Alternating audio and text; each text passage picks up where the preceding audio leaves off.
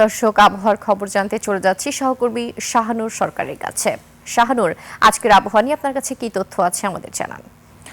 ধন্যবাদ নির্জনা আপনাকে। দর্শক, এই মুহূর্তে আজকের আবহাওয়ার সর্বশেষ খবর জানাবো আপনাদেরকে। আজ 22 ফেব্রুয়ারি 2026। ভারত মহাসাগর ও তৎসংলগ্ন দক্ষিণ বঙ্গোপসাগর এলাকায় সৃষ্ট লঘুচাপটি বর্তমানে দক্ষিণ পশ্চিম বঙ্গোপসাগর ও ভারত মহাসাগর তৎসংলগ্ন এলাকায় অবস্থান করছে। আগামী 24 ঘন্টায় এটি উত্তর পশ্চিম দিকে অগ্রসর হতে পারে। উপমহাদেশে উচ্চচাপ বলয়ের বর্ধিতাংশ বর্তমানে বিহার ও তৎসংলগ্ন এলাকায় অবস্থান করছে। আবহাওয়া অধিদপ্তরের তথ্য অনুযায়ী আগামী 24 ঘন্টায় সারা দেশে আংশিক মেঘলা আকাশ সহ আবহাওয়া প্রধানত শুষ্ক থাকতে পারে। গত 24 ঘন্টায় ঢাকায় রেকর্ড করা হয়েছে সর্বনিম্ন তাপমাত্রা 19 ডিগ্রি এবং ঢাকার সর্বোচ্চ তাপমাত্রা ছিল 31 ডিগ্রি সেলসিয়াস। আগামী 24 ঘন্টায় সারা দেশে দিন ও রাতের তাপমাত্রা প্রায় অপরিবর্তিত থাকতে পারে বলে জানিয়েছে আবহাওয়া অধিদপ্তর।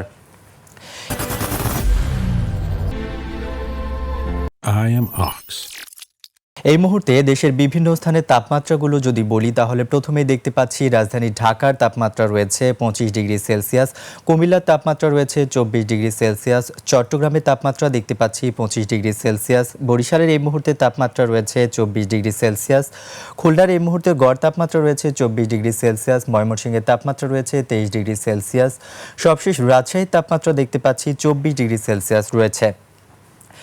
গতকাল ঢাকায় বাতাসের আপেক্ষিক আর্দ্রতা রেকর্ড করা হয়েছে শতকরা 35%। আজ ঢাকায় সূর্যোদয় হয়েছে 6টা 27 মিনিটে এবং আজ ঢাকায় সূর্যাস্ত হবে 5টা 58 মিনিটে।